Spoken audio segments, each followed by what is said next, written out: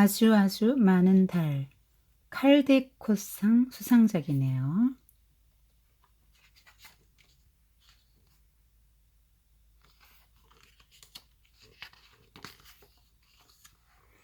옛날 바닷가 어느 왕국에 레노어라는 어린 공주가 살았습니다. 레노어 공주는 10살이었습니다. 어느 날 공주는 나무 딸기 파이를 잔뜩 먹고 배탈이 나서 자리에 눕게 되었어요. 궁중의사가 와서 공주의 체온을 재고 맥을 짚고 혓바닥을 살펴보았습니다. 의사는 몹시 걱정이 되었습니다. 공주를 낫게 할 자신이 없었기 때문이죠. 의사는 시종에게 레노어 공주의 아버지인 왕을 모셔오라고 했습니다. 왕이 공주에게 말했습니다. 네가 원하는 것은 무엇이든지 가져다 주마. 갖고 싶은 게 있느냐? 달을 갖고 싶어요. 달을 가질 수만 있다면 그건 나을 것 같아요. 왕에게는 왕이 원하는 건 무엇이든지 구해주는 현명한 신하들이 많았어요. 그래서 그래, 달을 가져다 주마. 약속을 하고 신하를 불렀어요. 아련실에 가서 종을 울렸죠. 덩치가 크고 뚱뚱한 시종장이 아주 두꺼운 안경을 쓰고 왔어요. 그대가 달을 구해오시오. 레노어 공주가 달을 갖고 싶어하오. 달을 가질 수만 있다면 공주는 다시 건강해질 거요. 달이라고 하셨사옵니까? 그렇소, 달. 오늘 밤 안으로 늦어도 내일까지는 달을 구해오도록 하시오. 시종장은 손수건으로 이마를 닦고 코를 팽 풀었습니다. 폐하, 소신은 시종장으로 일하면서 폐하께 많은 것을 구해드렸사옵니다. 자, 여기 지금 목록이 있사옵니다. 그러니까 소신이 구해드린 것이 상아와 원숭이와 공작새, 루비와 오팔과 에메랄드, 검은 난초와 분홍 코끼리, 파란 푸들, 황금비드와 풍뎅이와 파리 같은 호박, 벌새의 혓바닥과 천사의 깃털, 유니콘이 뿔, 거인과 난장이와 인어, 유형과 용인왕과 몰약, 음유시인과 가수와 무의, 또 버터 450g, 달걀 한 판, 설탕. 어이구, 전공하옵니다. 이건 제 아내가 써놓은 것이었사옵니다. 파란 푸들은 기억이 없는데 여기 바로 이 목록에 적혀 있사옵니다. 조그맣게 확인 표시도 되어 있사옵니다. 그러니까 틀림없이 파란 푸들은 있었사옵니다. 단지 폐하께서 잊으신 것이옵니다. 파란 푸들 이야기는 그만두시오. 지금 짐이 원하는 것은 달이오. 폐하, 소신은 폐하께서 원하시는 것을 구하려고 그 머나먼 사마르칸트 아라비아 잔지바르까지도 사람을 보낸 적이 있사옵니다. 그러나 달은 말도 아니 되옵니다. 달은 56,000km나 떨어져 있고 공주님께서 누워 계시는 방보다도 크옵니다. 더군다나 달은 펄펄 끓는 구리로 되어 있사옵니다. 도저히 가져다 드릴 수 없사옵나이다. 왕은 불같이 화를 내며 시종장더러 당장 물러가라. 그리고는 궁중마법사를 들여보내라! 궁중마법사는 작고 마른 몸집에 얼굴이 길쭉했습니다. 궁중마법사는 은색별로 뒤덮인 높고 뾰족한 빨간 모자를 쓰고 황금색 부엉이가 그려진 파란색 긴 겉옷을 입고 있었죠. 공주에게 줄 달을 구해오시오. 폐하, 소신은 궁중마법사로 있으면서 폐하를 수많은 마법을 부려왔사옵니다. 순무에서 피를 짜내고 피에서 순무를 나오게 했으며 비단모제에서 토끼를 나오게 하고 토끼에서 비단모제를 나오게 했사옵니다. 아무것도 없는 곳에서 꽃과 탬버린과 비둘기를 나타나게 했다가 꽃과 탬버린과 비둘기를 감쪽같이 사라지기도 했사옵니다. 점치는 막대기, 마술 지팡이, 그리고 미래를 볼 수 있는 수정구슬도 가져다 드렸사옵니다. 마음의 상처와 많이 먹어 탈이 난 배와 귀울림을 치려는 미약이며 연고며 물약도 제조해 드렸사옵니다. 또 늑대의 독과 까마종이와 독수리 눈물 따위를 섞어 마녀나 악마나 밤에 불쑥불쑥 나타내는 귀신들을 쫓는 약을 특별히 조제하기도 했사옵니다. 한 걸음에 34km를 가는 창화, 뭐든 만지기만 하면 금으로 변하게 하는 초능력, 뿐만 아니라 입은 사람을 보이지 않게 하는 망토도 드렸사옵니다. 그건 불량품이었소. 입은 사람을 보이지 않게 하는 망토 말이요. 정말 안 보이던데요? 아니, 입었을 때나 안 입었을 때나 마찬가지로 여기저기에 부딪히게 되더군. 그 망토는 입은 사람을 보이지 않게 해주는 것이지 여기저기에 부딪히는 걸 막아주는 것이 아니옵니다. 짐이 아는 건 짐이 계속해서 여기저기에 부딪혔다는 것뿐이요. 어쨌든 계속 하겠사옵니다. 요정나라의 뿔 샌드맨의 물에 무지개서 난 황금 거기다가 실한탈에 바늘한 쌈 밀려면 황공하옵니다. 이 물건들은 제 아내가 구해달라고 써놓은 것이었사옵니다. 지금 원하는 것은 달뿐이요. 레노 공주는 달을 갖고 싶어하고 달을 갖게 되면 공주는 건강을 되찾을 것이요. 그 누구도 달을 가져올 수는 없사옵니다. 달은 24만 킬로미터나 떨어져 있고 초록색 치즈로 되어 있으며 크기도 이 궁전의 2배는 되옵니다. 왕은 불같이 화가 나서 궁중 마법사를 돌려보내고 궁중 수학자를 대령하게 했습니다. 머리에 테 없는 모자를 쓰고 양쪽 귀에 연필을 꽂은 궁중 수학자가 들어왔어요. 궁중 수학자는 대머리다 눈이 아주 나빴어요. 궁중 수학자는 하얀 숫자 무늬가 있는 까만 옷을 입고 있었어요. 여기 맞네요. 짐은 1907년부터 그대가 짐을 위해서 계산해준 모든 것을 적은 긴 목록을 듣고 싶은 마음은 조금도 없소. 지금 짐은 그대가 어떻게 레노어 공주에게 달을 가져다 줄 수 있는지 생각해내기를 바랄 뿐이요. 달을 갖게 되면 공주는 다시 건강해질 거요. 소신이 1907년부터 폐하께 계산해 드렸던 모든 것들에 대한 이야기를 폐하께서 먼저 꺼내주셔서 대단히 황공하옵니다. 제가 마침 그 목록을 가지고 있사옵니다. 소신은 폐하께 밤에서 낮 그리고 A에서 Z까지의 거리를 계산해 드렸사옵니다. 위가 얼마나 위에 있는지 멀리까지 가려면 얼마나 오래 걸리는지 그리고 사라지면 어떻게 되는지도 밝혔사옵니다. 바다뱀의 길이 터무니없는 가격의 가격 그리고 하마의 면적을 알아냈사옵니다. 소신은 폐하께서 혼란스러워 하실 때 어디에 계시는지 했다라고 하셔야 할 때 한다라고 하신 적이 몇 번이나 되는지 그리고 바닷속의 소금으로 새를 몇 마리나 잡을 수 있는지 알고 있사옵니다. 1억 8,779만 6,132마리이옵니다. 새가 그렇게 많지는 않소. 그렇게 많은 새가 있다고는 말씀드리지 않았사옵니다. 만약에 새가 그렇게 많다면 그럴 수도 있다는 말씀이옵니다. 상상의 새 7억 마리 이야기는 듣고 싶지도 않소. 짐은 그대가 레노어 공주에게 달을 가져다 주길 바랄 뿐이요. 달은 48만 킬로미터나 떨어져 있사옵니다. 달은 동전처럼 둥글고 납작하며 성면으로 되어 있고 크기가 이 나라의 절반만 하옵니다. 더군다나 하늘에 꼭 붙어 있사옵니다. 그러므로 그 누구도 달을 구해올 수는 없사옵니다. 왕은 이번에도 불같이 화를 내며 궁중 수학자를 멀리 보내버렸어요. 그러고 왕은 종을 울려서 궁중 어릿광대를 불렀죠.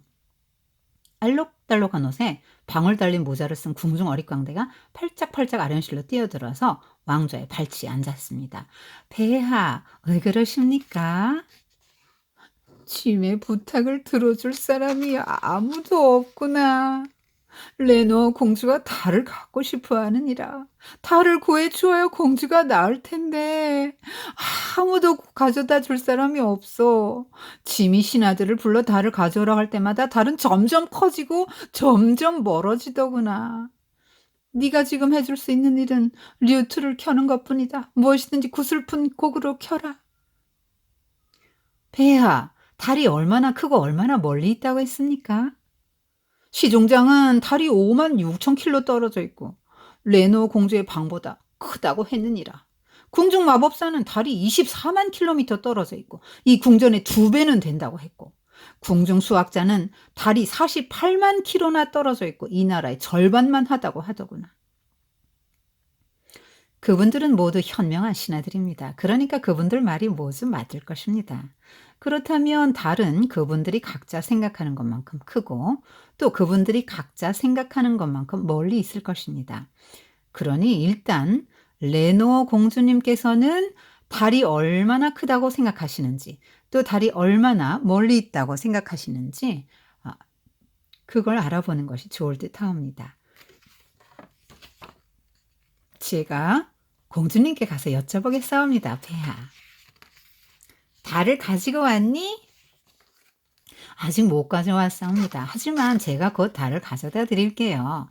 그런데 공주님은 달이 얼마나 크다고 생각하세요?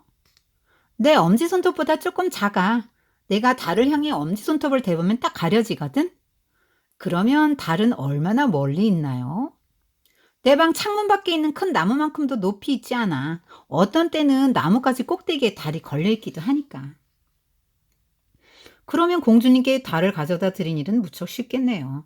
오늘 밤에 나뭇가지 꼭대기에 달이 걸리면 제가 나무에 기어 올라가서 공주님께 그 달을 가져다 드릴게요. 공주님, 달은 무엇으로 만들어져 있나요? 당연히 금으로 만들어졌지. 그것도 몰라, 바보처럼. 궁중 어릿광대는 궁중 금 세공인을 찾아갔어요. 그래서 레노 공주의 엄지손톱보다 조금 작고 동그란 황금 달을 만들어 달라고 했습니다. 공주가 황금 달을 목에 걸 수 있도록 황금 줄도 만들어 달라고 했고요. 궁중 금 세공인은 궁중 어릿광대가 부탁하는 대로 황금으로 달과 줄을 만들고 나서 물었습니다. 그런데 이게 도대체 뭐요? 달이죠. 당신은 달을 만든 겁니다. 그렇지만 달은 80만 킬로미터나 떨어져 있고 청동으로 되어 있는 데다가 구슬처럼 둥근데요. 그건 당신 생각이죠. 그러고서 궁중 어릿광대는 공주에게 달려갔습니다. 궁중 어릿광대는 공주에게 달을 주었습니다. 공주는 무척이나 기뻐했어요. 이튿날 공주는 다시 건강해졌고 침대에서 일어나 정원으로 놀러 나갈 수도 있게 되었죠. 하지만 왕은 또 걱정이 되었습니다. 밤이 되면 다시 달이 떠오를 텐데 레노 공주가 그 달을 보면 어떻게 하나 걱정이 태산 같았지요. 공주가 달을 보면 자기가 목에 걸고 있는 달이 진짜가 아니란 걸 알게 될 테니까요. 왕은 시종장을 불렀어요. 오늘 밤 하늘에 빛나고 있는 달을 공주가 보아서는 안 돼요. 어서 꾀를 짜보시오. 좋은 수가 있사옵니다. 레노 공주님께 까만 안경을 만들어 드리면 어떻사옵니까? 그럼 아무것도 못 보실 것이옵니다. 왕은 화가 무척 났습니다. 까만 안경을 끼면 공주는 여기저기에 부딪히게 될 것이요. 그러면 다시 병이 들고 말 거란 말이요. 왕은 시종장을 쫓아보내고 궁중 마법사를 대령하게 했습니다. 달을 감춰야 하오. 레노 공주가 오늘 밤 하늘에서 빛나는 달을 보지 못하게 말이오. 어찌하면 좋겠소.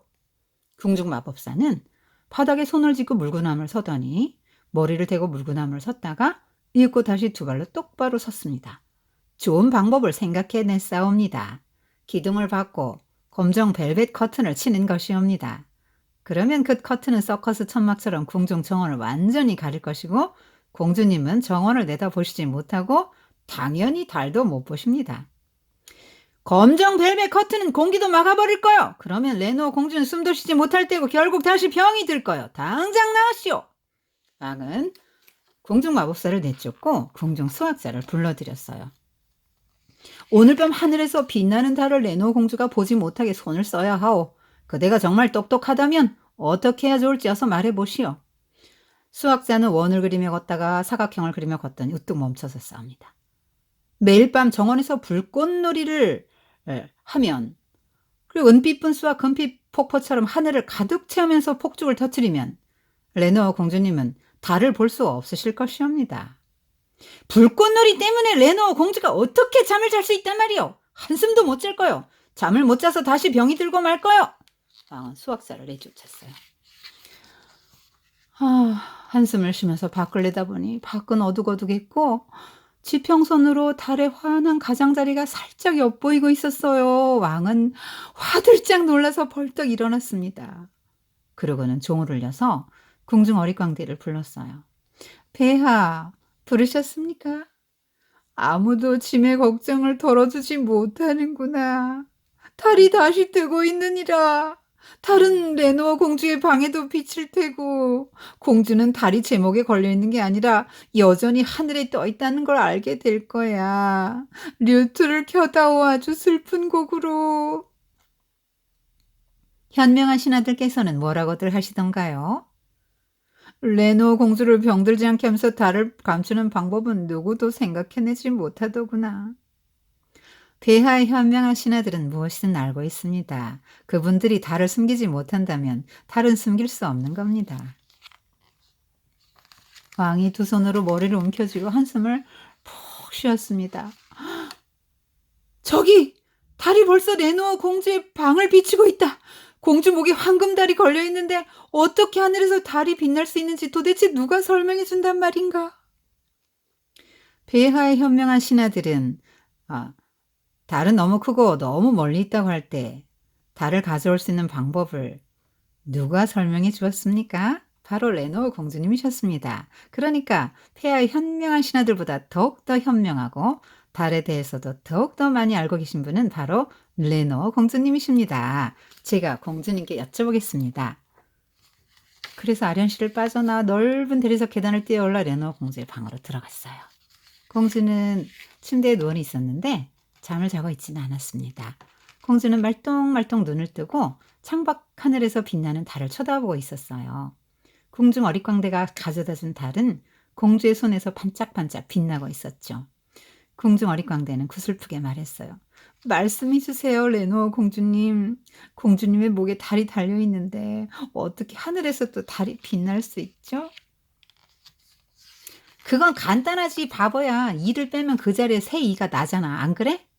물론이죠. 유니콘이 숲에서 뿔을 잃어버렸도 이마 한가운데 새 뿔이 자라죠. 맞아. 궁중 정원사가 정원에 있는 꽃을 잘라도 그 자리에 또 새 꽃이 피잖아. 아, 미처 그 생각을 못했습니다. 그러니까 해도 마찬가지겠네요. 달도 그래. 난 뭐든지 그럴 거라고 생각해. 공주의 목소리가 차츰차츰 느려지더니 점점 작아졌습니다. 공주는 잠이 들었죠. 궁중 어릿광대는 잠든 공주의 이불을 덮어주었습니다. 공주의 방을 나오기 전에 궁중 어릿광대는 창가로 가서 달을 향해 윙크를 했습니다. 달이 꼭 자기를 보고 윙크를 하는 것만 같았거든요. 아주 많은 달. 칼데코상 수상작이에요.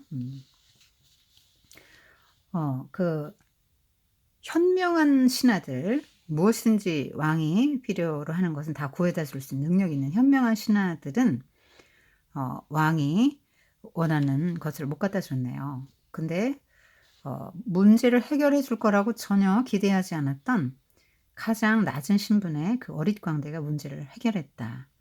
진짜 현명한 게 뭐냐? 진짜 현명한 건 뭐냐면 이게 지금 그 현명한 신하 1 시종장, 현명한 신하 2 궁중 마법사, 현명한 신하 3 궁중 수학자. 그들보다 그들은 보면 좀 특징이 있죠. 왕이 이렇게 뭐 해달라고 할 때 이 사람들은 다 자기 중심적이에요. 그래서 자기가 그동안 왕을 위해서 뭘 했나 뭐 이런 얘기만 쭉 늘어놓죠. 그리고 지금 56,000 킬로에서 24만 킬로에서 48만 킬로, 그 다음 세공인에게는 80만 킬로로 자꾸 그 거리도 다르고요. 크기도 달라요. 그리고 구성 성분도 다릅니다. 그러니까 굉장히 이 현명한 사람들이 말하는 것은 너무너무 복잡하고, 그리고 이제 자기의 경험에 기초한 것이죠. 자기의 지식 경험에 기초한 것이죠. 이들이 내놓는 대안은. 그래서 문제 해결을 못해요. 불가능한 것이죠. 자기중심적이에요. 그러니까 자기가 생성한 지식, 자기가 경험적으로 알아낸 그것이 이제 이 사람들에게는 어떤 하나의 그러니까 그 주관이 지식이 되는 것이죠. 주관이 지식이 돼요. 자기에게 있어요. 그리고 그런데 이 어릿광대는 답은 레노어 공주가 갖고 있다. 그러니까 당사자에게 그 답이 있을 것이다 라고 생각하는 거죠. 지금 모두가 다 자기만의 지식을 생성했잖아요. 그럼 공주도 공주대로 나름대로 달에 대한 지식을 생성해서 갖고 있을 거라는 거죠. 그게 뭔지를 알면 그거를 이제 구해다 줄 수 있을 것이다. 그래서 공주에게 가서 물어보죠. 공주에게 가서 물어보고 공주가 원하는 걸 이제 해줍니다. 달을 구해다 주죠. 공주가 원하는 달을 이렇게 만들어줘서 공주가 나왔어요. 그러니까 공주는 자기 나름대로 달에 대한 어떤 지식을 갖고 있었던 거거든요. 그러니까 이 얘기가 말하고 싶은 것은 모든 지식은 각자 그 주관적이라는 거죠. 주관적이라는 거예요. 그리고 문제 해결은 본인이 갖고 있다는 거예요. 해결책은.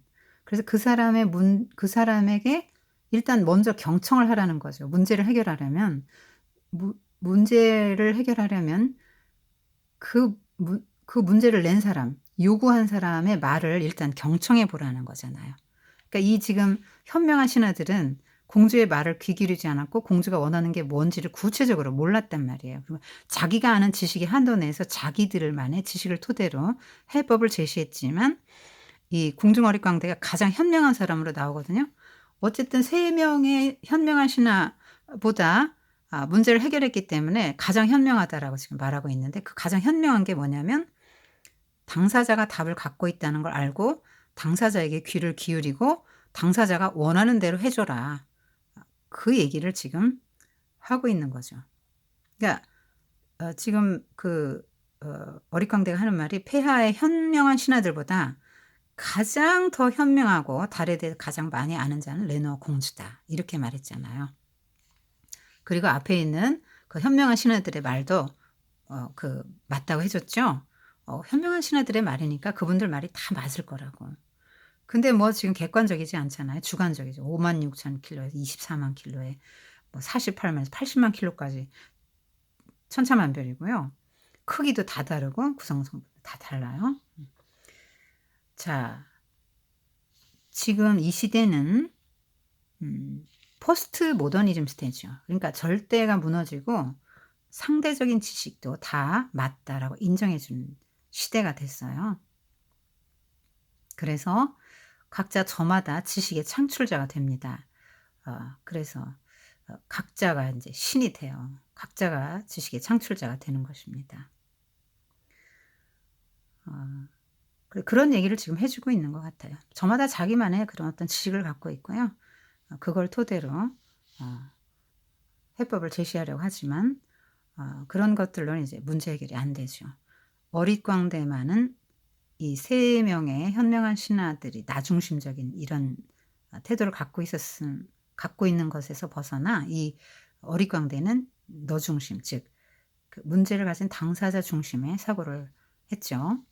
그래서 현명한 신하들은 너무너무 문제를 복잡하게 생각했고 복잡하게 해결하려고 했고, 그래서 결론은 불가능한데 10살짜리 소녀가 가진 지식, 굉장히 단순한 지식이죠. 그것이 오히려 복잡한 어른들보다 더 낫다고 말하고 있는 것 같아요.